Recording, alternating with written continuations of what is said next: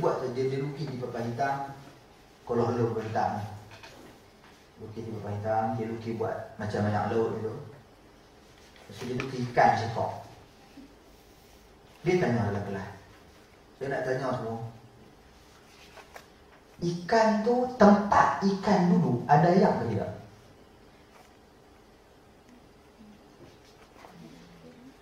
Ada ayak ke tidak? Ada ayak ke tidak? Oh, ada tidak?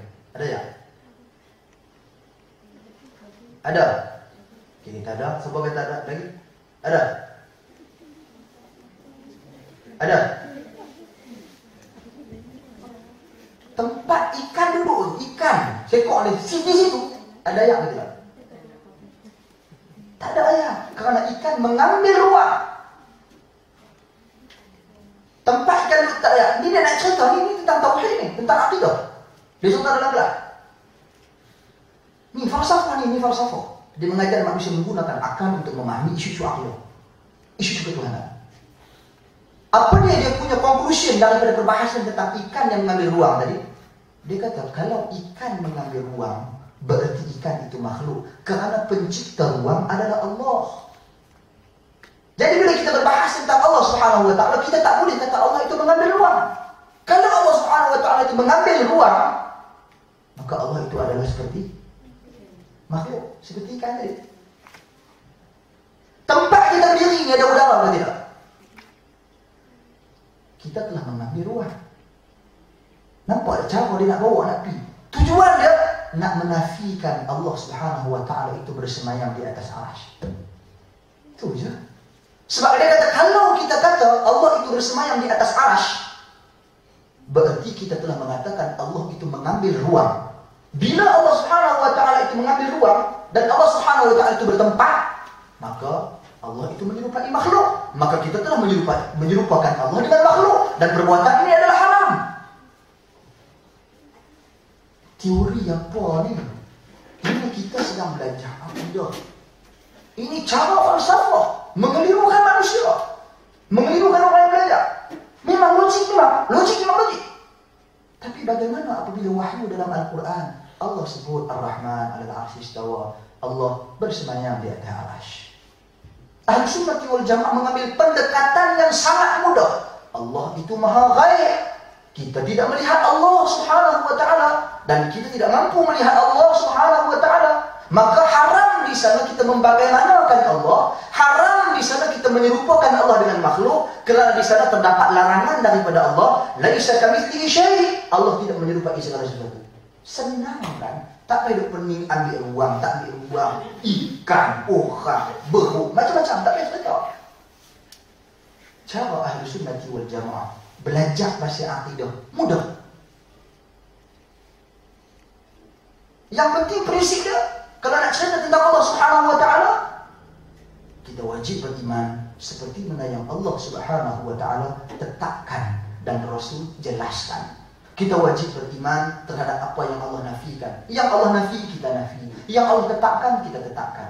Tanpa wujud di sana usaha-usaha untuk membagaimanakan Allah, itu haram, bahkan boleh membawa kepada kekufuran. Tanpa wujud di sana usaha-usaha untuk menyerupakan Allah dengan makhluk, itu haram dan boleh membawa kepada kekufuran. Tanpa wujud di sana usaha-usaha untuk menafikan apa yang Allah Subhanahu Wa Taala telah tetapkan pada zatnya. Allah cerita pasal zat dia, tiba-tiba kita bangkit, kita kata, bukan begitu. Contoh saya sebelum pernah sampai lagi di Adelaide, ataupun sahabat-sahabat yang kemungkinan besar di sini yang belum mengenali saya contohnya. Tak tahu Ustaz ni lagu mana, nama apa ni, betul balik kita pernah dengar ni. Nama lagu ni. Jadi kita pun duk fikir Allah. Mungkin ada beberapa orang pernah tengok, dia kata Ustaz ni muka dia macam ni. Ustaz ni pakai lebay lagu ni, Ustaz ni mata dia lagu ni, hidung dia lerak lagu tu. Dia cerita. Kita yang tak pernah tengok, kita kata dalam diri, tak kot, takkan muka dia gitu kot. Logiknya kita menafikan sesuatu benda yang kita tak pernah tengok. Tak masuk akal. Tak logik masuk. Bahkan apatah lagi tentang Allah Subhanahu Wa Taala yang maha ghaib, yang Nabi sendiri sallallahu alaihi wasallam tidak melihat Allah Subhanahu Wa Taala, walaupun diangkat sehingga bertemu berhadapan dengan Allah Subhanahu Wa Taala di Sidratul Muntaha. Nabi pun tak tengok Allah.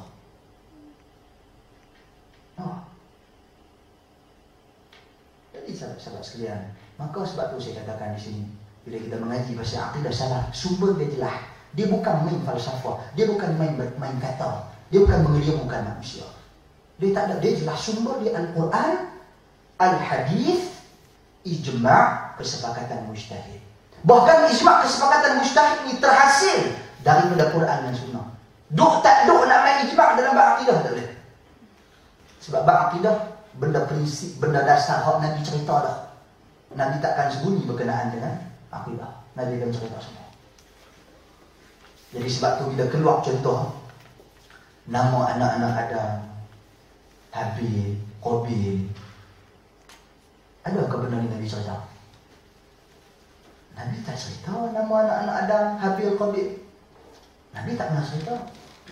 Sebab itu ulama akidah kata, walaupun dia merupakan cerita sejarah Israiliyat, kata mereka jangan kita bunuhlah. Pasal Nabi tak pernah sebut pun nama anak-anak Adam ni, Habil dengan Qabil. Nabi tak pernah sebut. Pasal apa? Pasal cerita anak-anak Adam ni cerita gaib.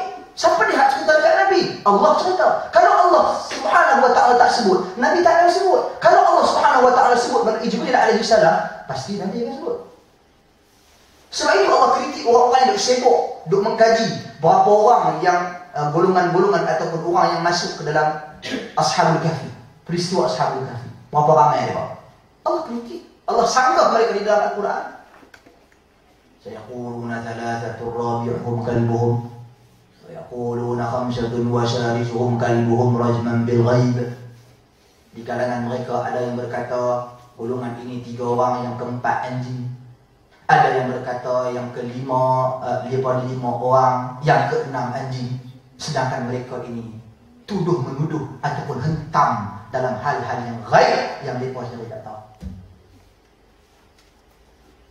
Nabi tak cerita jelas, Al-Quran pun tak cerita jelas berapa orang mereka. Sebab isu berapa orang bukan penting. Isu anjing dia nama apa? Mamat. Saya tidak nama. Isu anjing dia nama apa? Nama Ketemir ke apa ke. Itu bukan isu. Isu dia cerita bagaimana satu kelompok manusia yang lari, tak mau kepada kesyirikan, nak kepada tauhid, beriman kepada Allah Subhanahu wa ta'ala. Itu isu syahadat.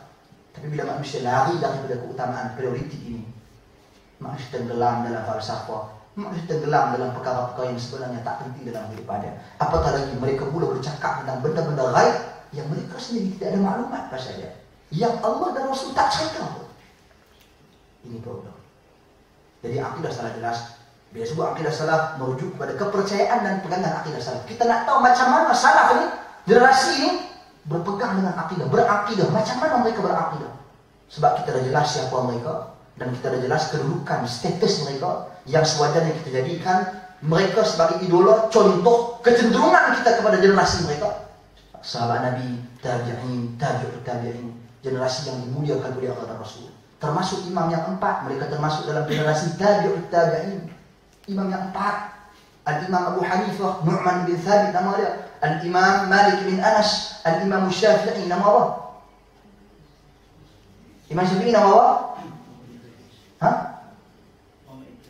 Muhammad ibn Idris. Muhammad ibn Idris Asy-Syafi'i. Dan yang keempat Imam Ahmad bin Hanbal. Begitu juga ulama-ulama yang lain, keseluruhan generasi yang mana yang terdiri mereka daripada kalangan Ahlus Sunnah wal Jamaah. Jelas kan? Okey.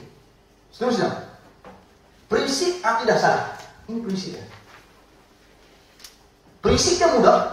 Pertama, akidah salaf adalah akidah Nabi. Apa yang Nabi ajak?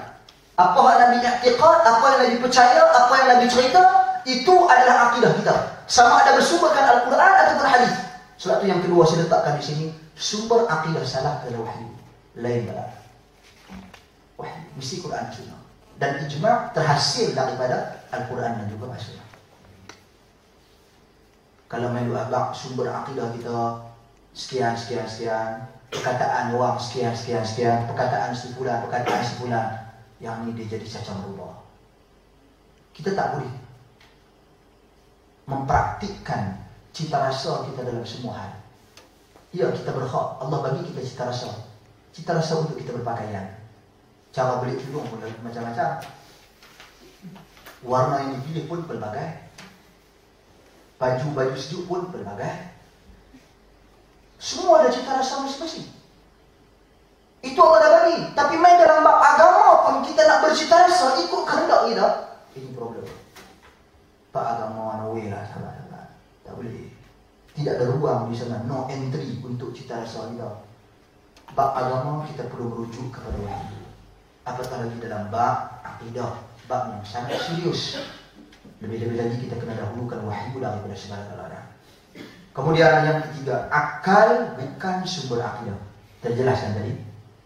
Kelima-lima perkara kita sebutkan tadi, sebenarnya kelima-lima perkara ini bukan sumber asas bagi akidah.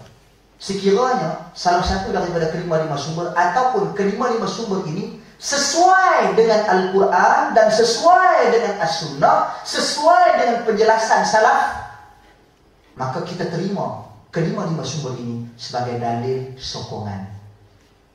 Faham? Dalil sokongan, bukan dalil yang dijadikan keutamaan. Sebab keutamaan asas Al-Quran dan juga As-Sunnah. Okey, ini prinsip akidah salah. Jadi kita nak bergerak. Kalau orang nak cerita pasal akidah, pergi mana-mana pun. Bukan tubuh saya saja main. Siapa-siapa, ustaz mana pun main, berserban ke berjubah ke, pakai tie ke, pakai bow ke, main cerita pasal agama di sini, cerita pasal akidah, pastikan dia berpandangan prinsip ni. Hang nak cerita pasal akidah, kami nak dengar apa akidah Nabi. Main cerita pasal akidah hang buat apa? Akidah Nabi, kami nak tahu. Mesti Nabi adalah ikutan kami. Nabi orang kami paling cintai. Kami tak mau dengar falsafah-falsafahmu. Kami tak mau dengar perkataan-perkataan indahmu. Kami nak dengar wahyu. Sebab ini adalah isu akidah. Ini adalah isu ghaib. Yang mana tidak ada sesiapa di atas muka bumi mampu berhukum, mampu mengeluarkan pandangannya demi mengatasi wahyu. Tak ada. Tak boleh. Dia nak main akal dah. Oh, ini logik. Tak ada. Syekh, ustaz, profesor, doktor, profesor madya, master, BA, diploma.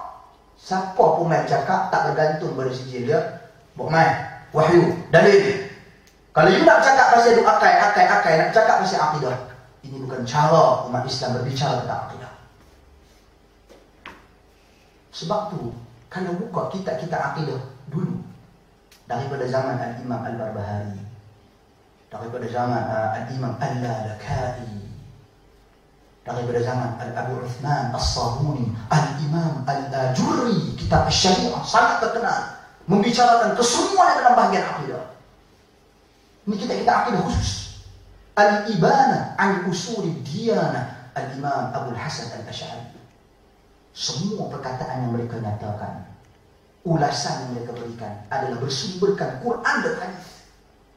Semua Quran, semua hadis. Dan hadis itu mereka datangkan bersanad sampai kepada para sahabat Nabi, sampai kepada Nabi SAW, sampai kepada penjelasan salaf. Nampak tak? Jadi ini adalah cara kita berakidah. Jadi jangan kita main-main soal ni, sahabat-sahabat sekalian. Ini serius. Ini membabitkan pegangan kita. Saya suka bagi prinsip. Saya bukan nak rincikan itu satu. Sebab apa? Sebab kita tahu kita tak boleh lama di sini. Bukan saya orang sini, bukan saya nak duduk di sini, bukan kita nak bersama, nak bertemu. Mungkin kita bertemu lagi, mungkin kita tak bertemu. Wallahu a'lam. Mungkin akan datang ustaz-ustaz yang lain nanti yang akan duduk bersama-sama dengan kalian. Jadi harus kita ada prinsip. Pegang prinsip. Maka kita duduk mana-mana pun, kita adalah sama. Tak perlu ada persatuan salafi edik. Nama kata salahnya kita persatuan salaf edik. Bagi tahu persatuan. Tak payah persatuan pun. Hang duduk persatuan apa pun, swinging bowl ke tak swinging bowl ke, apa jenis persatuan, sama prinsip, maka sebenarnya kita adalah sama. Hati kita disatukan oleh Allah Subhanahu wa ta'ala. Sahabat-sahabat, cuba perhati firman Allah. Innamal mu'minuna ikhwah. Innamal mu'minuna ikhwah. Sesungguhnya orang-orang yang beriman itu bersaudara. Allah habaq di situ orang yang beriman. Orang yang beriman merujuk kepada iman mereka, kepercayaan mereka, akidah mereka.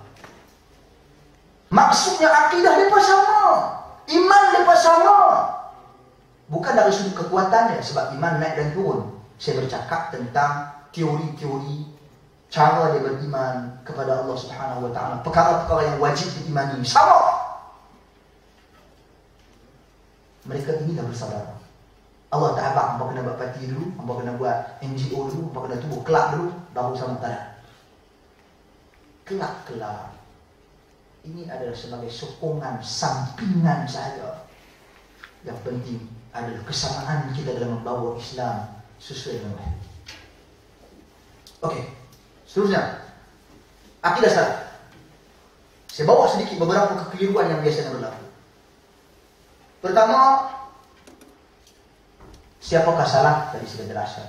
Biasanya bila orang kita kata, ni Ustaz, apa dia akidah salaf Ustaz?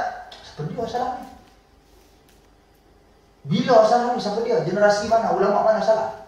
Ada atau tidak lagi salaf lain? Itu biasa soalan yang dikeluarkan. Tapi sudah jelaskan tadi, salaf merujuk kepada generasi sahabat Nabi, kedua tabi'in, ketiga tabi'in. Settle siapakah salaf. Ringkas perkataan ini digunakan salaf. Pasal apa kita guna salaf? Mengapa salaf? Pasal apa? Pasal kita telah berikan pentaklifan salaf. Orang Arab bila guna perkataan salaf, dia merujuk kepada generasi terdahulu. Sebab itu kata Nabi kepada Fatimah radhiyallahu anha, "Ni'mas salaf ana laki." Semulia-mulia salaf adalah aku bagimu. Nabi nak maksudkan bahawasanya Nabi mendahului Fatimah dari sudut usia, dari sudut keilmuan, dari sudut kelebihan, dari sudut keprihatinan, dari sudut keimanan. Nabi mendahului Fatimah radhiyallahu anha. Sebab itu kita gunakan perkataan salaf. Ringkas. Tak payah sebut sahabat Nabi tadi panjang. Kita ringkaskan kepada perkataan salaf. Gunakan salaf. Popular perkataannya. Sebab ia adalah perkataan yang digunakan pakai oleh Nabi SAW, digunakan pakai oleh ulama-ulama terdahulu dalam menjelaskan tentang akidah, dalam menjelaskan tentang fiqh, dalam menjelaskan tentang akhlak. Kesemua mereka menjadikan salaf sebagai tempat untuk mereka berpandangan. Orang kata pandang ke timur, pandang ke barat, kita pandang ke generasi salaf. Okey? Kemudian ketiga, siapakah pengasas akidah salaf? Mereka kata salaf, apa siapa pengasasnya? Siapa pengasasnya? Siapa? Nabi SAW. Simpel jawapan. Pengasas akidah salaf adalah Nabi. Bukan saya, bukan Tun M ke, bukan PM sekarang, bukan Tuan Guru, bukan siapa-siapa pun. Pengasas akidah salaf adalah Nabi. Sebab itu bila kita bercakap pasal akidah salaf, rujukan kita adalah Nabi. Rujukan kita adalah murid kepada Nabi. Rujukan kita adalah murid kepada murid Nabi. Dan seterusnya. Yang berada di atas prinsip dan jalan serta laluan mereka. Okey. Kemudian yang keempat, rujukan akidah salaf. Ini juga yang sering menjadi yang mengelirukan orang. Dia kata, Ustaz, kami nak baca mana buku? Apa dia buku-buku salaf Ustaz yang kami boleh manfaatkan dalam keadaan kami di sini? Kami nak baca buku apa? Apa rujukannya? Pertama sekali saya nak katakan, di sana ada buku, di sana ada rujukan. Rujukan yang saya artikan di sini adalah sumber dia. Kita kena ingat sampai bila-bila. Sumber akidah salaf apa dia? Al-Quran dan As-Sunnah. Ijma' yang ketiga ini terhasil daripada Al-Quran dan As-Sunnah. Ini adalah akidah salaf. Tak ada tambah dan tak ada kurang. Jadi, kalau kita pegang mana-mana buku, kita perhati tengok. Buku ni, dia cerita akidah sesuai tak dengan Quran, sesuai tak dengan Sunnah, sesuai tak dengan ijma'. Kalau tak sesuai, ketepikan. Sesuai, terima. Cuma, sahabat-sahabat sekalian, isu dia masalah dia. Kadang-kadang kita tak kenal kitab ni siapa tulis. Kitab ni bagus ke tak? Kita pun pergi kedai beli, tengok kulit dia lagu bagus. Kulit dia cantik. Elok. Dia ukiak atas tu walabis lah. Nampak kata Australia orang. Jadi kita tengok, kita berkenan dengan buku tu. Cantik buku ni. Pasal apa? Pasal akhirah boleh. Bukan itu kaedah Qurannya. kayu ukuran dia, kita kena kenal pengarang kita. Nanti mungkin kita menghadapi masalah kita nak kenal siapa dia Ustaz. Saya boleh cadangkan beberapa senarai kita untuk kita jadikan rujukan untuk kita memahami akidah kita. Antaranya kita boleh cek, kita boleh baca juga kitab karangan Al-Imam Hafiz Al-Hakami, Hafiz bin Ahmad Al-Hakami. Dia tulis 200 soal jawab pasal akidah. Soal jawab, tanya jawab. Tanya jawab sebenarnya merupakan salah satu cara Nabi mendidik sahabat-sahabat Nabi. Bukti dia, Jibril alaihissalam datang bertanya kepada Nabi tentang Islam, tentang iman, tentang ihsan. Dalam keadaan Jibril pun dah tahu dan Nabi pun dah tahu. Tapi tanya jawab ni bermanfaat bagi orang yang membaca, kerana dia nak ikuti apa jawapannya dan membantu untuk dia memahami agama. Dan Al-Hafiz Al-Hakami merupakan seorang ahli sunnah wal jamaah yang sangat terkenal. Sebab susunan dia pula 200 soal jawab. Nanti mungkin saya akan berikan kitab tersebut dalam bentuk PDF pada sahabat dalam bahasa orang putih pun. Jadi senang bahasa orang putih. Kita senang bahasa orang putih, kita faham sikit. Bahasa Melayu ni biasalah. Awak ada tinggal kan. Jadi kita biasa. Kembali kepada masing-masing. Ada dalam bahasa terjemahkan dalam bahasa Indonesia. Itu antara buku dia yang mudah yang sekarang. Adapun kalau kita nak kitab yang dulu-dulu, mungkin bisa lagi kita pening sedikit cara susunan dia tu. Sebab apa? Sebab dia tulis, ulama dulu tulis dengan ilmu dia terbit semua, penuh dia tulis. Kita lah ni main carta, pai, statistik, bulat pun pangkoh buat nota kaki, buat apa dia lagi, gambar apa dah? Berajah tu dia panggil. Peta minda, akidah tiga tu. Jadi kita baca tadi, ini susunan dia kok mana? Topik apa ni, cerita-cerita apa ni? Bukan tak boleh. Tapi biar kita tahu benda asas apa dia yang ahli sunnah wal jamaah bincang dalam topik akidah. Habis 200 soal jawab kita faham, kita kuasai benda apa, topik apa, bermula daripada asal tujuan penciptaan manusia sampai ke penghujung beriman pada hari akhirat. Sampai habis. Settle semua benda ni sahabat-sahabat sekalian. Ya, mari kita buka kitab-kitab ulama-ulama terdahulu yang boleh kita manfaatkan. Jadi ada dua. Satu, rujukan asas Quran, Sunnah dan juga ijma' yang terhasil dari Quran, Sunnah. Satu lagi kitab yang kita kena kenali pengarang dia. Nak beli kitab, tanya dulu Ustaz pengarang ni siapa dia? Pengarang ni akidah dia dari mana? Sebab kita bimbang. Orang Syiah juga menulis, orang Qadianiyah juga menulis, orang Ismailiyah juga menulis, dan pelbagai lagi manusia-manusia menulis. Orang liberal juga menulis. Orang yang ada pemikiran bukan saja liberal, bukan saja sekular, komunis pun boleh. Jadi subhanallah, kita bila kita tak tengok, kita pun baca orang falsafah dengan falsafahnya dan sebagainya, kita terkeliru dengan penjelasan-penjelasan mereka. Jadi berhati-hati dengan penulis-penulis ini. Yang penting, mana-mana tulis pun nilaian dia adalah sumber Quran, Sunnah dan juga ijma'. Wallahu a'lam. Seterusnya fiqh salaf, nak biar ini sikit. Slide. Okey. Fiqh salaf. Tadi akidah saya. Bila kita kata fiqh salaf, merujuk kepada penjelasan salaf dalam memahami agama, yakni isu-isu ibadat. Bagaimana salaf terang kepada kita? Bagaimana salaf menceritakan kepada kita dalam pelaksanaan ibadat, dalam solat contoh umpamanya, dalam wuduk contohnya, dalam pelaksanaan haji ke, zakat ke, apa dia metodologi salaf dalam menjelaskan ilmu ini kepada kita. Itu maksud fiqh salaf. Okey. Ini prinsip dia, 6 prinsip. Pertama sekali, sumbernya wahyu, asal. Semalam baru saya terang pengertian fiqh. Yang diartikan dengan fiqh adalah ma'rifatul ahkam syar'iyyah al-amaliyah al-muktasab bi adillati tafsiliyah, yaitu mengetahui hukum hakam berkaitan dengan agama yang terikat dengan isu-isu amalan, yakni ibadah harian, perbuatan, bukan akidah, di mana dia dipetik daripada dalil-dalil yang detail lagi terperinci. Dalil-dalil merujuk kepada Al-Quran dan As-Sunnah. Jadi bila sebut fiqh, iaitu pengajian yang berasaskan dalil. Semua pakai dalil. Ulama-ulama memberi pandangan, mereka kemukakan dalil mereka. Dan di kalangan mereka ada dalil yang kuat, ada dalil yang lebih kuat, ada dalil yang lemah, ada dalil yang paling lemah. Manusia bukan ada sempurna. Dalam hal ini mungkin Imam Syafi'i menang. Dalam hal ini mungkin Imam Abu Hanifah menang. Dalam hal ini mungkin Imam Ahmad menang. Dalam hal ini mungkin Ibn Shihab Az-Zuhri menang. Sebelum mereka lagi. Mungkin sahaja Al-Imam Sufyan Ibn Uyainah menang. Mungkin sahaja Al-Imam Al-Bukhari menang. Tak mustahil. Siapa-siapa pun boleh menang. Sebab apa? Sebab kembali kepada pembujahan pendalilan mereka. Sumber mereka. Sebab dulu sumber terhad, cuy.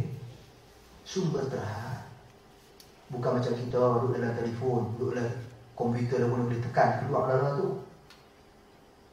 Dulu orang nak pergi cari satu hadis bermusafir. Al-Imam Al-Bukhari rahimahullah, puluh tahun dia kumpul sahih dia yang boleh keluar terbit sahih Bukhari itu. Al-Imam Syafi'i bermusafir kata cerok, sehingga kan dia ada pandangan lama dan pandangan baru, qaul qadim, qaul jadid. Semasa dia di Iraq, masa dia di Mesir. Imam Ahmad bin Hanbal cari berguru dengan Imam Syafi'i, kata cerok ikut Imam Syafi'i. Imam Syafi'i ni pergi cari Imam Malik bin Anas, dia mengaji dengan Imam Malik bin Anas. Sumber terhad, dia tak boleh telefon ustaz dia, dia tak boleh SMS, dia tak boleh Facebookkan ustaz dia. Ustaz, online lama nak tengok soalan boleh? Tengok soalan, buka Facebook, canggih lah ni. Dulu tak ada komunikasi tu. Dulu nak tunggu seperti Abu Musa Al-Ash'ari, dia nak tanya soalan kepada Abdullah bin Mas'ud. Tunggu sebelum subuh. Tahu. Ustaz tak keluar, kena tunggu. Tunggu sampai ustaz keluar. Itu dulu, dia tak boleh call. Tak, lama tunggu ni. Pergi Ustaz tidur, okay. Sahabat-sahabat sekalian, dulu komunikasi baik. Bila sumber terhad, maka sudah semestinya akan menyebabkan ada orang dapat sumber terlebih, ada orang kurang. Ada orang ni dapat yang ni, orang ni tak dapat yang ni. Maka mereka saling melengkapi antara satu dengan yang lain. Sebab tu kita tak heran, mereka sering berubah pandangan dia. Hari ni dia kata yang ni, besok dia kata dia boleh. Bahkan Imam Ahmad bin Hanbal, sat lagi kata wajib, sat lagi kata harus, sat lagi kata sunat. Pasti orang tanya dia, pasti orang bela boleh. Dia kata lah, hadis Nabi SAW. Hari ni aku jumpa hadis ni, besok aku jumpa hadis lain pula, orang abad aku. Aku tukar lah. No problem. Sebab mereka faham sumber agama mereka apa. Kita yang mendidik jiwa ta'assub. Pegang dengan seorang. Pegang dengan seorang, jangan tengok dah lain. Ini masalah dia. Beza kita dengan generasi yang mulia, yang dimuliakan oleh Allah Rasul. Terus satu. Kedua, segala bentuk perselisihan dikembalikan kepada Al-Quran dan Sunnah. Jadi bila sumber maklumat terhad tadi, mereka berselisih pendapat. Seperti mana Al-Imam Abu Hanifah pernah mengeluarkan kenyataan harus minum arak selain daripada anggur. Samis boleh, cantik. Todi boleh. Apa lagi lain pada arak, lain pada anggur? Biar. Nak tak kata bang, biar. Saya tak pernah ibu pertama kali buat tengok. Dia buat jual dulu tu kan, bukan dia jual, dia tawar dalam tu. Ini apa? Pasti boleh keluar. Kita pun pakai dia kata Imam Abu Hanifah ni apa dia ni? Dia beristihad. Sebab apa? Sebab sumber nas-nas yang sampai kepada dia, Quran dan hadis yang sampai kepada dia, hadis-hadis Nabi yang sampai kepada dia terhad. Dia tak tahu bahawasanya, tak sampai kepada dia hadis yang menyatakan bahawasanya setiap benda yang memabukkan itu dalam kategori setiap apa adalah haram. Jadi anak murid Gamal, Abu Yusuf Muhammad bin Al-Hasan Al-Syaibani, yang juga merupakan Tok Guru pada Imam Syafi'i, anak murid dia kata, aku dalam masalah ni menyelisihi Tok Guru. Dalam masalah ni tak ditanya. Pasal apa? Pasal di sana ada hadis. Takkan aku nak dahulukan perkataan Tok Guruku melebihi hadis Nabi SAW. Sebab sumber terhad. Bukan saja pasal sumber terhad, disebabkan juga oleh perselisihan dalam menilai status kedudukan hadis. Contoh Imam Syafi'i berpendapat apa? Imam Syafi'i berpendapat dalam isu tayammum. Dalam isu tayammum 2 kali tepukan. 2 kali tepukan. Sekali tepuk untuk sapu muka, sekali tepuk untuk sapu tangan. Pandangan Imam Syafi'i berdalilkan ada satu hadis. Hadis Ammar. Jadi, mana anak murid dia? Ini anak murid yang Al-Imam Syafi'i antara yang paling dia sayang. Nama dia Al-Imam Al-Buwaiti, murid Imam Syafi'i. Al-Imam Al-Buwaiti ni kata Al-Imam Syafi'i, kalau aku dah tak ada, kalau aku dah mati, yang nak ganti tempat aku mengajar di sini, Al-Buwaiti.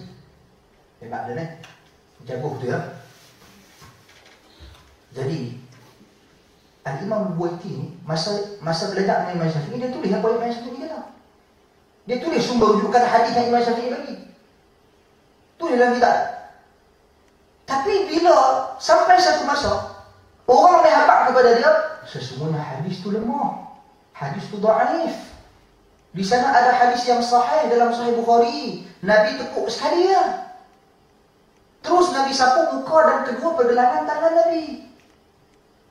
Dia dengar hadis yang sahih dalam Sahih Bukhari. Dia ambil pisau. Dulu mana ada raba. Nak raba lah betul, tak ada. Mana ada liquid paper. Lu nak liquid. Mana ada jenis apa dia jenis dia macam salat otak dia. Dia pergi apa? Saya pun tak tahu. Tak ada pelekat-pelekat apa semua tak ada. Ambil pisau, ronyeh dan kitab. Maksudnya dia kikih tu pisau, kikih.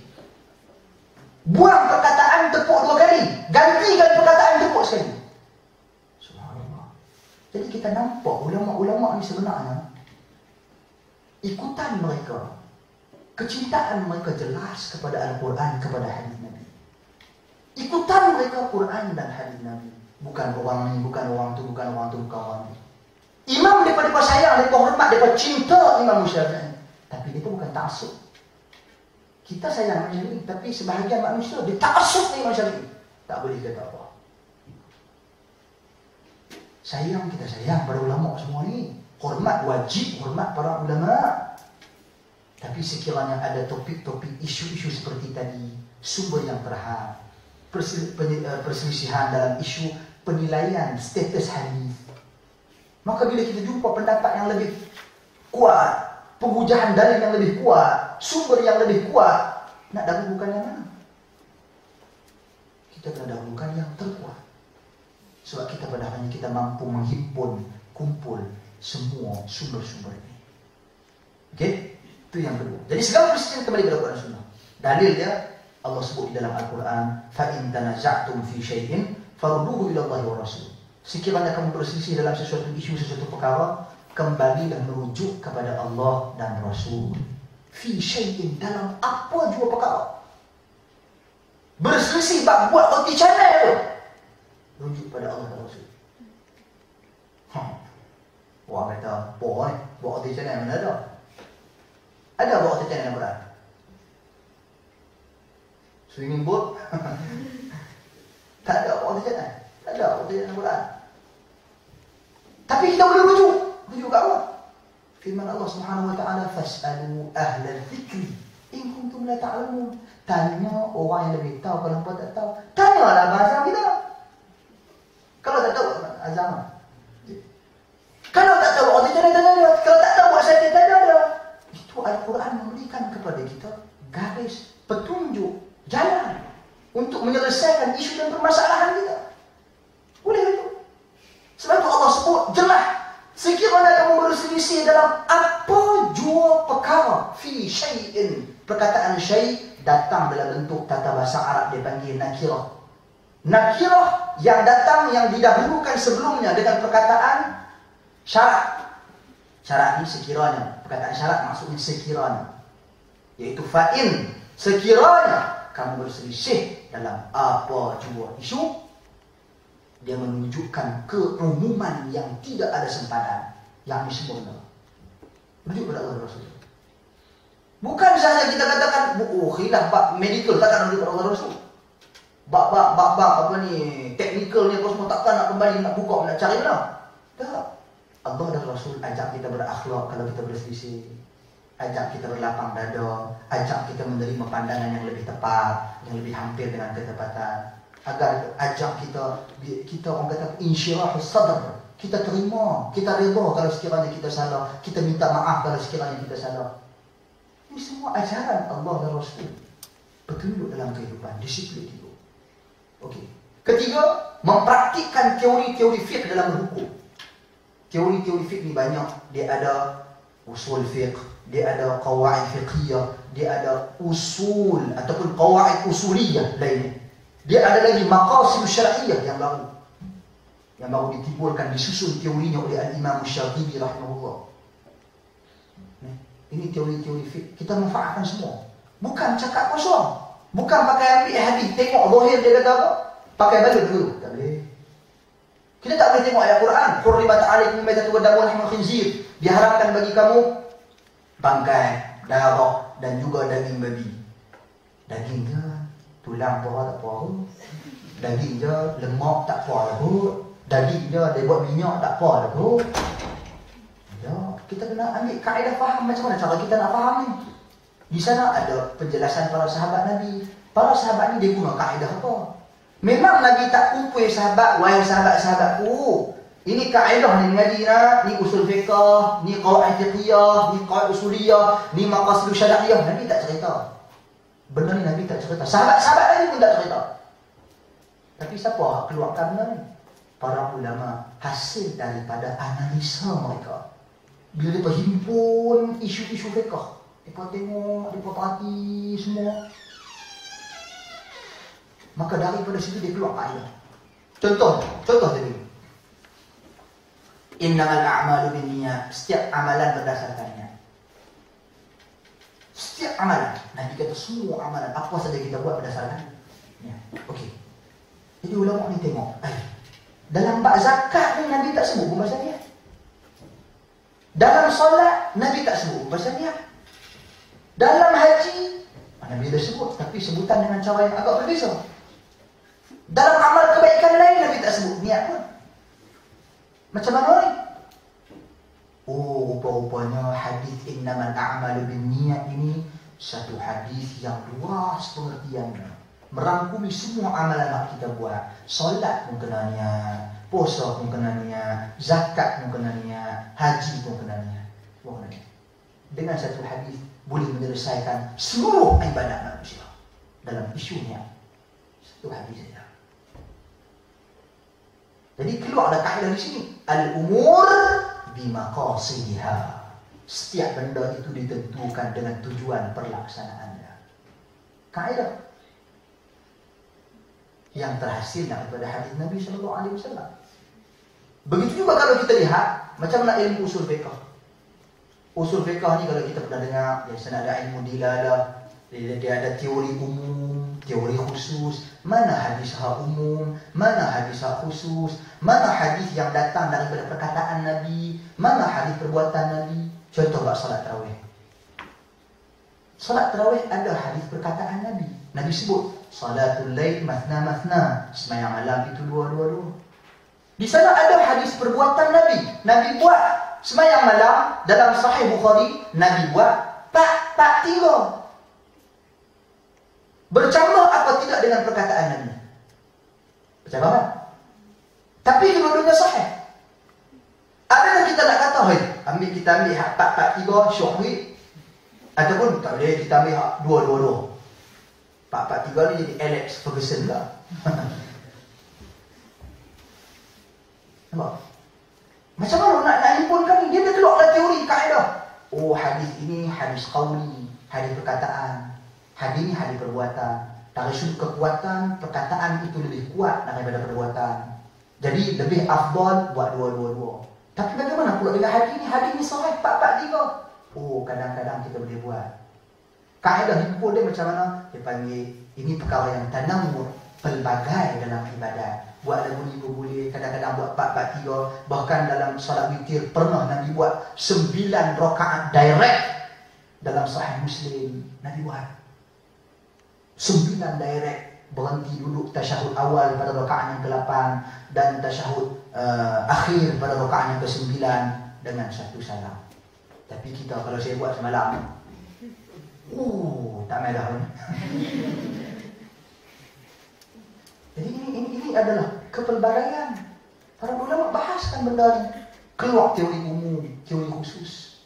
Contoh, Nabi sebut dalam hadis Abu Ayyub Al-Ansari, larangan buang ataupun tunaikan hajat dalam keadaan kita menghadap atau membelakangi kiblat. Menghadap tak boleh, belakang pun tak boleh. Sebaliknya kata Nabi, syarriqu aw gharribu. Umpama menghadap ke timur, apa ni? Betul kan? Utara selatan, timur ataupun barat. Menghadaplah ke timur atau ke barat. Utara selatan jangan. Tak nak menghadap kiblat ataupun membelakangi kiblat tak boleh. Itu kata Nabi. Tapi tiba-tiba dalam hadis Ibnu Umar radhiyallahu anhu, Ibnu Umar dia panjat rumah Ruqayyah. Dia panjat minta rumah Safiyah. Dia panjat rumah Safiyah, isteri Nabi. Dia nampak Nabi SAW, ataupun dia panjat rumah salah seorang isteri Nabi, saya terlupa nama dia, salah seorang isteri Nabi. Dia tengok Nabi sedang tunaikan hajat membelakangi Kaabah. Sedangkan Nabi pesan dalam hadisnya, tak boleh menghadap dan tak boleh membelakangkan. Sebaliknya arahkan ke timur atau ke barat. So macam mana ni? Ulama bincang, ni hadis Ibnu Umar, hadis yang sahih. Ini hadis Abu Ayyub Al-Ansari, hadis yang sahih. Oh, masa ni kita gunakan kaedah-kaedah usul fiqh. Ini hadis perkataan, ini hadis perbuatan. Ini umum, ini khusus. Ada ulama kata perbuatan membelakangi kiblat ini khusus untuk Nabi saja, bukan untuk orang lain. Contoh, pandangan. Walaupun pandangan itu tertolak. Ada kata tak, sebenarnya membelakangi kiblat itu makruh. Bukan kata haram, menghadap itu haram. Pandangan juga. Dan pandangan ini juga tertolak. Sebab tak konsisten. Mana boleh yang kata hal yang menghadap haram, hal yang minta haram makruh. Ada kata lebih umum. Sebenarnya membelakangi ataupun menghadap kiblat ini, larangan Nabi itu adalah larangan yang bersifat makruh. Pasal apa? Sebab asal larangan, kalau tidak ada sesuatu dalil yang menyebabkan turun statusnya daripada haram kepada makruh, dia akan kekal haram. Sebab asal pada setiap larangan adalah haram. Tapi bila Nabi buat bercanggah dengan larangan Nabi, maka larangan yang haram itu turun status dia menjadi makruh. Satu pandangan yang juga boleh mungkin diterima. Guna kaedah juga, guna teori-teori juga. Yang benar bukan teori-teori kaum maut. Majoriti itu tak boleh. Juga ada yang mengatakan bahawasanya hal ini berbeza kawasan yang lapang dengan kawasan yang bertutup. Kalau kawasan lapang, ya tak boleh menghadap ataupun tak boleh membelakangi kiblat. Tapi kalau kawasan yang bertutup, no problem. Sebab apa? Sebab perbuatan Nabi SAW. Ini juga logik. Ini guna kaedah semua. Ini teori-teori fiqh. Jangan ingat kata salah ni mereka pakai ambil kot depan saja. Ambil yang atas teks, tengok teks tak tengok dalam kaedah. Tak. Ini cara faham orang yang tak cerdik. Sahabat sekalian, cuba tengok lagi. Satu lagi isu yang mungkin mengejutkan kita. Apabila ada hadis Nabi, seorang sahabat Nabi, dia ni nak pergi minum, berkenan kat seorang perempuan. Dia nak bersih. Kita kalau bersih lah ni, kita hebat tu. Hello, ni mak ayah aku nak pergi ni. Nak pergi tengok lah. Syed elok ni. Abang, suruh bersiap lah. Pun senam sikit. Bagi fitness tu, bagi dia fit sikit. Lagi nak jalan naik depan. Tetap. Abang, bersiap mak ayah kita pun pergi. Nak pergi bincang ni, nak tetap tarikh. Pun berkenan dari mana lah. Sampai-sampai di rumah pun keluar. Kita tak pergi. Kita duduk di rumah. Pasal duduk tengok saya duduk sekat ni. Jadi bagi mak ayah pun tengok. Dulu zaman Nabi SAW, siapa nak nikah dengan siapa, dia pergi tengok. Nabi suruh sahabat pergi tengok semua. Maka sahabat ni pun dia pergi, cara dia nak tengok. Dia bukan pergi ke rumah perempuan tu. Dia tengok perempuan tu dalam keadaan yang bersahaja, tak kontrol. Ni kalau kontrol dalam kurang sopan, kontrol. Habis balik dia renggang je.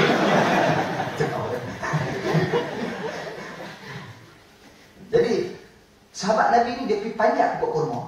Dia tengok daripada atas pokok kurma, dia tengok perempuan tu keluar rumah lagu mana, jalan lagu mana. Sehingga kan dia balik main cerita dekat Nabi, ya Rasulullah, aku dah tengok perempuan yang aku kenali dan aku telah terlihat olehku benda-benda yang menyebabkan aku suka pada. Benda apa yang dia tengok dia tak tahu. Dia tak sebut. Nabi kata cepat pergi dia. Daripada hadis ini ulama selisih pendapat tentang hukum melihat orang yang ingin kita kahwini. Hak batasan untuk kita lihat. Keluar pandangan-pandangan yang mungkin menunjukkan kita pandangan Ibnu Hazm al-Andalusi, mazhab Zahiri yang dia ambil teks pun. Dia kata ini menunjukkan keharusan kita lihat keseluruhan tubuh badan kecuali kemaluan depan dan belakang. Jangan terkejut kita rekod. Nak nampak apa tu? Terlalu besar. Ini adalah realiti. Walaupun pandangan ini tertolak, tapi dia menggunakan teori-teori dia. Dia menggunakan kaedah al-istishab. Juga merupakan satu sumber, tapi sumber itu tidak disepakati. Istishab ni maksudnya asal pada semua benda itu harus kita buat, kecuali ada dalil larang. Jadi melihat itu harus, tak ada dalil pun melarang, tak ada dalil pun yang menyekat hak-hak tertentu, batasan tertentu untuk kita lihat. Dalil dia apa? Perbuatan sahabat Nabi tadi. Dia tengok, dia tak agak pun, dia tengok apa kat Nabi, tapi dia kata benda hak dia semua tengok. Nampak? Jadi kita kena ingat, bila sebut salaf, prinsip fiqh salaf ni, kita perlu ada mempraktikkan teori-teori fiqh dalam berhukum. Tak boleh ambil teks dulu dia. Okey, itu yang keempat. Yang ketiga. Yang keempat, berlapang dada ketika khilaf. Berlapang dada. Dalam isu khilaf yang hal-hal yang dibenarkan. Yang dibenarkan maksudnya perselisihan dalam memahami hadis-hadis yang sahih. Dua-dua sahih. Dua-dua hadis ni sahih. Kau ni faham je ni, kau ni faham je. Kita boleh hormat. Tapi kalau satu ada hadis, satu tak ada hadis, main pakai akal, hak ni mana boleh khilaf? Hak ni jentik pun. Tak layak untuk berselisih. Mana mungkin kita nak berselisih? Satu pandangan orang, satu perkataan manusia dengan satu lagi wahyu. Come on lah. Tak boleh. Tidak ada sesuatu yang boleh menyelisih Al-Quran dan Sunnah. Jelas tak? Jadi kita kena berlapang dada dalam isu khilaf. Jadi khilaf pandangan Imam Syafi'i dengan pandangan Imam Ahmad dalam sesuatu hadis, kita berlapang dada. Walaupun mungkin kita ambil pandangan Imam Syafi'i dari sudut kekuatan hujahnya, tapi bukan berarti Imam Ahmad ni apa tak cerdik. Mana boleh ni. Ini orang yang tak berlapang dada dalam khilaf. Dan kita kena ingat, isu khilaf, jangan semua benda, oh ini khilaf. Benda-benda bid'ah yang tak ada dalam sunnah yang Nabi SAW tak pernah buat, itu bukan khilaf. Itu kita kena tinggalkan, tak boleh khilaf. Melainkan benda yang ada nas, ada dalil. Cara faham dalil itu berbeza. Yang itu tak apa, kita hormat. Khilaf satu hadis palsu, satu hadis sahih. Oh ini kacau. Mungkin petang tadi kita akan bahas banyak isu ini. Berguna hadis palsu ni banyak. Untuk mengharuskan amalan-amalan tertentu, kepercayaan-kepercayaan tertentu dalam bulan puasa ni, macam-macam kepercayaan. Pelik-pelik. Yang ni tak ada khilaf isu ni. Yang ni kita tak ada berlapang dada. Kita kena tolak orang. Okey, seterusnya, beriman bahawasanya manusia tidak maksum. Bila kita bicara fiqh ni, kita beriman siap-siap dah. Hak yang maksum maksud dia bebas daripada salah dan silap. Jadi bila kita nak cerita bab fiqh, kita kena set dalam mind kita bahawasanya ulama-ulama, imam-imam yang kita tengok semua ni, termasuk kita, apatah lagi kita tak termasuk langsung. Semua ni tak maksum. Semua ni ada buat salah, semua ni ada buat silap. Mereka mungkin buat silap banyak ni, hujung jari cekenek ni kan. Tapi kita buat silap menggunung tinggi lah. Lepas tu kita tak termasuk dalam korum mereka ni, tak termasuk langsung, tak layak masuk. Tapi kita kena set dulu, sebab sekali lagi tak mau berlaku ketaksuban. Dan yang terakhir, menghormati semua yang berstatus ulama. Menghormati semua yang berstatus ulama. kita akan jelaskan pada petang siapakah ulama. Apa status ulama? Ulama ini bukan kita lantik senang-senang. Ulama muda. Sebab tu dia jadi muda. Sebab muda itu sebagai satu sandaran yang menggugurkan kesempurnaan pengertian ulama. Sebab apa? Sebab kata sahabat Nabi, ta'khudhu al-ilm min akabirikum. Ambillah ilmu daripada orang-orang yang senior. Senior merujuk kepada penguasaan ilmu yang tinggi. Senior merujuk pada ahli sunnati wal jamaah. Senior merujuk kepada generasi terdahulu salaf. Kita akan bahas tentang siapa dia ulama yang bukan boleh dimengakui oleh siapa-siapa ulama hampa, ulama angkara. Saya bagi prinsip sahaja, kalianlah menilai. Prinsip ini prinsip. Senang pergi mana-mana, bercakap lagu ni apa dia kosong, kering daripada Al-Quran dan hadis, ulama apa ni? Kita boleh nilai sendiri. Tak payah kita duduk habang. Oh dia ni bukan ulama sebab ni. Dia ni pula bukan. Tak payah. Kita sendiri boleh membuat penilaian. Wallahu a'lam. Okay, jadi saya rasa cukup dulu setakat tu. Tapi kata boleh. Okey. Sikit je 4 benda ni. Yang terakhir last. Keliru. Bila orang tanya mazhab bagaimana? Bila orang tanya takkan imam mazhab ni tak tahu, juga saya telah jelaskan. Bila orang kata tak hormat ulama orang apa ni, kita hormat ulama, wajib hormat para ulama. Sebab tu haram kita mengkritik, duk cakap pasal ulama. Sebab apa? Kata para ulama, lisa ataupun luhumul ulama masmumah. Daging-daging para ulama ni beracun. Sia-sia kita kutuk-kutuk mereka, duk cerca-cerca mereka, merendah-rendahkan mereka. Sedangkan mereka telah melakukan sesuatu yang besar dalam agama, sumbangan mereka yang besar, yang mungkin kesilapan kecil mereka Allah Subhanahu wa taala tutupi dengan kebaikan-kebaikan mereka pada umat. Begitu juga antara Nabi dengan imam, yang mana saya rasakan tak perlu kita confuse lagi dah. Nabi dengan imam tak sebab dah. Nabi SAW kata, Nabi teratas. Hujjah itu yang paling penting. Bukan siapa yang berkata, tapi apa yang dikatakan. Wallahu a'lam. Itu tentang siapa salaf. Jelas, no? Jelas. Dan sekiranya ada 1-2 soalan sebelum kita berhenti, dipersilakan. Sudah? Masalah? Ya. Ya, sudah. Tadi saya cakap macam susah kan faham hadis. Macam tu boleh tak macam kita, maksudnya tak boleh kita macam bagi komen kat hadis tu. Macam kita baca hadis, kita terus tafsir tu. Okey. Bagi komen lah, bagi pandangan kat hadis tu, apa yang kita faham ni macam tu. Syarah hadis ataupun tafsir Al-Quran. Jadi macam ni sahabat-sahabat sekalian. Kita kena ada kaedah dalam kita nak mengulas sesuatu hadis, sesuatu ayat-ayat Al-Quran. Kaedah-kaedah itu kena sahabat-sahabat Nabi ulah. Ada detail semua benda ni. Contoh kalau hadis, kita nak mengeluarkan hukum daripada satu hadis, nak mengambil faedah daripada satu hadis. Nombor satu sekali kita kena tahu status hadis. Sahih atau tak sahih. Kita akan jelaskan pada pertama. Kadang-kadang orang kata ni ada dalam kitab ni, kira sahih. Mana boleh?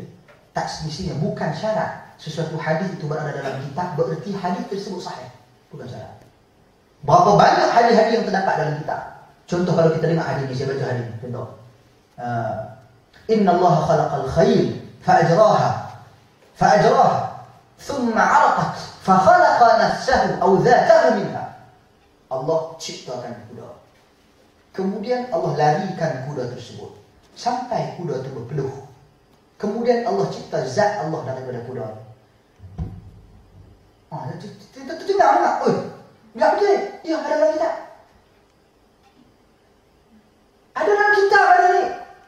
Terus mestinya hadis yang palsu, tak ada. Palsu pun. Sudah pastinya hadis ini dibuat oleh mereka dipalsukan oleh mereka yang benci kepada Islam dan tujuan menghina Allah Subhanahu wa taala. Jadi kita jangan main. Benar ni kita akan bahas tentang insya-Allah. Itu satu, pastikan kedudukan hadis. Kedua, pastikan bahawasanya hadis ini bebas daripada hukum hakam nasikh ataupun mansukh. Sama ada hadis ni kita kena tahu, hadis ni adakah hadis ni telah mansuh, telah batal hukumnya, ataupun adakah hadis ni bertindak membatalkan hukum hadis yang lain. Kena tahu benda tu. Itu yang kedua. Ketiga, al-jam'u. Kita kena kumpul hadis-hadis lain yang mana hadis-hadis tersebut membantu, menyokong untuk kita memahami ataupun mengulas hadis tersebut. Kita kena kumpul. Mana mungkin kita bergantung pada satu hadis sedangkan ada hadis lain yang diguna pakai oleh, yang dinyatakan oleh Nabi SAW sebagai penjelas kepada hadis ini. Macam hadis buang ayak tadi. Contoh. Kalau kita ambil satu saja, kita kata okey, menunjukkan boleh dan sedangkan di sana ada hadis larangan. Macam mana ni pertemuannya? Nampak? Itu yang kedua. Yang ketiga, kena kumpul semua sekali. Okey, kemudian yang keempat, kita kena tengok sababul wurudil hadis. Sebab hadis tersebut disebut oleh Nabi. Kita tak nafikan ada benda yang Nabi nyatakan sebab dia ataupun ada kisah dia, dan ada benda yang tak ada kisah tiba-tiba Nabi sebut. Jadi yang ada kisah dia kita kena petik, kita kena sampaikan kisah sebab Nabi sebut. Kerana kemungkinan sahaja hadis yang dinyatakan itu dinyatakan untuk khusus untuk orang tertentu. Walaupun kita menggunakan teori al-ibrah bi umumil lafz, laysa bi khususis sabab. Pengajaran kita nak ambil daripada umum lafaz, bukan kerana khusus sebab tertentu. Tapi kita kena ingat, ada benda yang menjadi pengkhususan untuk orang tertentu, ada benda yang menjadi pengkhususan untuk Nabi SAW, tidak kepada orang lain. Kena hati-hati. Itu yang kelima. Yang keenam, gharibul hadis. Kita kena tahu perkataan-perkataan yang asing lagi ganjil dalam hadis yang perlu berpenjelasan dan penerangan. Kemudian baru pergi kepada memberi penerangan umum, makna umum bagi hadis. Yang ketujuh dan yang ke-8 yang terakhir sekali, faedah-faedah dalam hadis. Faedah-faedah dalam hadis merangkumi sekiranya ada isu-isu akidah, sekiranya ada isu-isu yang berkaitan dengan ibadah harian, ataupun sekiranya ada isu-isu yang berkaitan dengan akhlak ataupun isu-isu semasa. Ini kaedah dalam kita menjelaskan sesuatu hadis.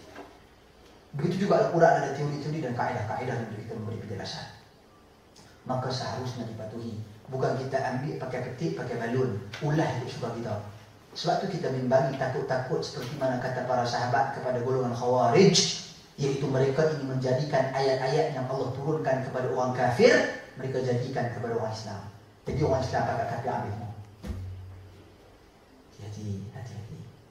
Jadi jangan sewenang-wenang untuk kita membuat ulasan, penjelasan terhadap nas-nas Al-Quran dan hadis tanpa ilmu. Kata Nabi SAW, sesungguhnya barang siapa yang bercakap dengan sesuatu yang dia tidak kuasai apa yang dia cakap, ataupun apa yang dia tak tahu dengan apa yang dia cakap, nescaya Allah Subhanahu Wa Taala akan lemparkan dia sejauh-jauhnya ke dalam neraka. Jadi jangan sama sekali kita bercakap dan mengulas tanpa kita memiliki pengetahuan. Wallahu a'lam.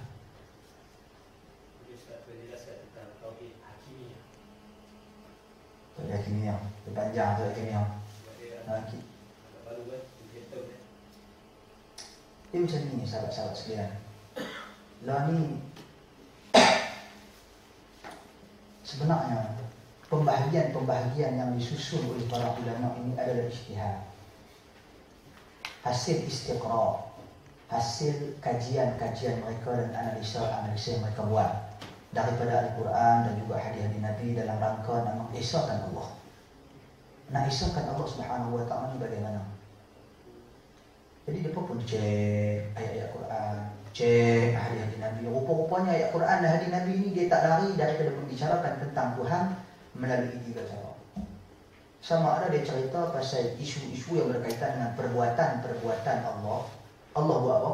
Allah menciptakan, Allah mematikan, Allah menghidupkan, Allah Subhanahu Wa Taala menurunkan hujan, Allah Subhanahu Wa Taala buat apa saja yang Allah buat. Satu. Kedua, juga tak lari ayat-ayat Quran dan hadis-hadis Nabi menceritakan tentang mengesahkan Allah, perintah mengesahkan Allah melalui setiap ibadat yang kita buat. Yakni bila cakap beribadat saja akan dikaitkan dengan Allah. Contoh, wa'budullah wa la tusyriku bihi syai'an. Sembahlah Allah dan jangan sekutukan dengan sesuatu pun. Begitu juga bila Allah sebut wa ma khalaqtul jinna wal insa illa liya'budun. Tidaklah aku ciptakan jin dan manusia kecuali untuk sembah. Oh, ibadatnya rupanya semua ibadat yang Allah ceritakan dalam Quran dan dalam hadis nak dibuat, nak dilakukan hanya untuk Allah, menunjukkan terdapat di sana pengisaan. Begitu juga ayat Quran dan hadis Nabi ini tak lari apabila membicarakan tentang Allah, tak lari daripada menceritakan tentang nama-nama dan sifat Allah. Ar-Rahman, Ar-Rahim, Al-Malik, Al-Qudus, kemudian Al-Ghafur, Ar-Rahim dan sebagainya. Oleh itu rupanya jadi menyebabkan timbul teori-teori terminologi seperti Tauhid Uluhiyah. Uluhiyah ini merujuk kepada ibadat, mengisahkan Allah melalui ibadat. Timbul di sana Tauhid Rububiyah, mengisahkan Allah melalui Rububiyah, yakni perbuatan-perbuatan yang dia buat, hanya dia mampu buat paling sempurna, hanya dia terhebat, hanya dia perbuatan-perbuatan yang paling sempurna hanya milik Allah. Asma wa sifat, nama-nama dan sifat-sifat bagi Allah Subhanahu wa taala, nama dia paling sempurna, nama dia paling hebat, dan sifat dia maha suci Allah daripada menyerupai makhluk, maha suci Allah daripada bersifat dengan sifat-sifat yang kurang. Sesungguhnya Allah bersifat dengan sifat-sifat yang paling sempurna. Allah tidak menyerupai makhluk. Semua prinsip-prinsip dia keluar uluhiyah, rububiyah, al-asma wa sifat. Ini hasil istiqra' kajian ulama zaman berzaman dulu ini. Kurun ketiga, kurun keempat hijrah telah keluar terminologi-terminologi ini. Walaupun dalam keadaan tidak tersusun. Imam Abu Hanifah dia tak kata tauhid ada 3. Tak ada. Imam Syafi'i tak kata tauhid ada 3. Tapi beliau telah mengisyaratkan dalam khutbah beliau. Baca, kalau tak percaya kitab Ar-Risalah, Muqaddimah Al-Imam Syafi'i, memperlihatkan betapa Al-Imam Syafi'i sebenarnya memahami teori-teori yang disebutkan tadi. Uluhiyah, rububiyah, al-asma' wa sifat. Cuma tak disebut, tak disusun. Adapun terminologi baru seperti Tauhid al-Hakimiyah, ini merupakan pandangan tokoh, salah seorang tokoh gerakan yang bernama Sayyid Qutb. Pandangan beliau bagi Hakimiyah ini keterikatan langsung dengan isu-isu pemerintahan.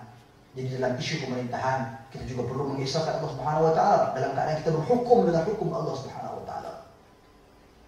Adakah ini merupakan salah satu cara kita nak mentauhidkan Allah Subhanahu wa taala melalui dengan cara berhukum dengan hukum-hukum Allah Subhanahu wa taala? Sebenarnya benda ini telah terangkum dalam tauhidul ibadah. Mengisahkan kepada ibadat. Bukankah berhukum dengan hukum Allah Subhanahu wa taala dalam ibadat? Tetapi apabila manusia melihat di sana kita perlu mendapat ataupun mendahulukan kuasa daripada penyebaran agama. Kuasa dulu, dapat kuasa kita ubah. Sebab itu dia letak, dikeluarkan, pisahkan Tauhid al-Hakimiyah, iaitu mengisahkan Allah dalam perlaksanaan hukum-hukum daripada Tauhid al-Ibadah. Perasing. Sebenarnya dalam kehidupan kita, penyebaran agama itu lebih utama. Sebenarnya hukum Allah yang paling besar yang Allah syariatkan adalah akidah. Sebenarnya hukum Allah yang paling besar selepas akidah adalah salat. Qad aflaha al-mu'minun alladzina hum fi salatihim khashi'un. Telah berjaya orang yang beriman yang mana salat-salat mereka itu khusyuk. Allah tak kata telah berjaya orang yang beriman, iaitu orang yang telah berjaya menumbuhkan satu negara Islam. Nah, usaha penubuhan negara Islam sebagai salah satu daripada wasilah untuk kita sebar luaskan agama. Sebenarnya penyebaran agama bukan tumbuh negara Islam, ada. Penyebaran agama berjalan langsung. An-Najasyi tak berhukum dengan hukum Allah pun. An-Najasyi yang Nabi hantar para sahabat untuk mendapat perlindungan, dia duduk di dalam negara kafir. Dia sebagai gubernur, sebagai pemerintah. Dia tak berhukum dengan hukum Allah Subhanahu wa taala. Tapi Nabi SAW faham keadaan dia, situasi dia. Bila dia mati, Nabi panggil para sahabat kumpul, jom kita salat kepada An-Najasyi. Jadi bila manusia salah faham keutamaan dia jadi ini bercakap pasal Al-Hakimiyah, negara Islam, hukum Islam. Sedangkan hukum Islam yang paling besar dalam kehidupan dia ketepikan. Hukum Islam yang paling besar ibadah, lawan syirik. Tauhid, lawan syirik, yang itu diabaikan. Semata-mata ingin mencapai satu impian yang besar, yaitu menguasai sesebuah negara, menguasai sesebuah pemerintahan. Nabi mulakan dengan waktu negara Islam dulu. Nabi SAW memulakan dengan dakwah tauhid. Nabi mulakan dakwah dengan apa? Dengan tengok orang minum barak dulu. Nabi tengok orang pakai, suruh pakai baju, pakai telanjang, tahu Kaabah, Nabi suruh pakai baju dulu. Tak. Nabi mulakan dengan tauhid. Jadi ini adalah apa yang disampaikan oleh Nabi SAW dan apa yang telah disepakati oleh ulama turun-temurun hasil istiqra' dan kajian mereka. Walau bagaimanapun benda ini ada rincian yang saya rasakan tak sesuai untuk kita bicarakan dalam tempoh yang singkat seperti ini, di mana fokus dan keutamaan kita nak bagi penjelasan-penjelasan kepada prinsip-prinsip dasar bagi kita boleh bina laluan kita sendiri dalam kita memahami agama. Wallahu a'lam. Itu adalah gambaran ringkas tentang tauhid al-hakimiyah dan penyelisihannya dengan prinsip-prinsip dasar Ahlus Sunnah wal Jamaah. Wallahu a'lam. Baik.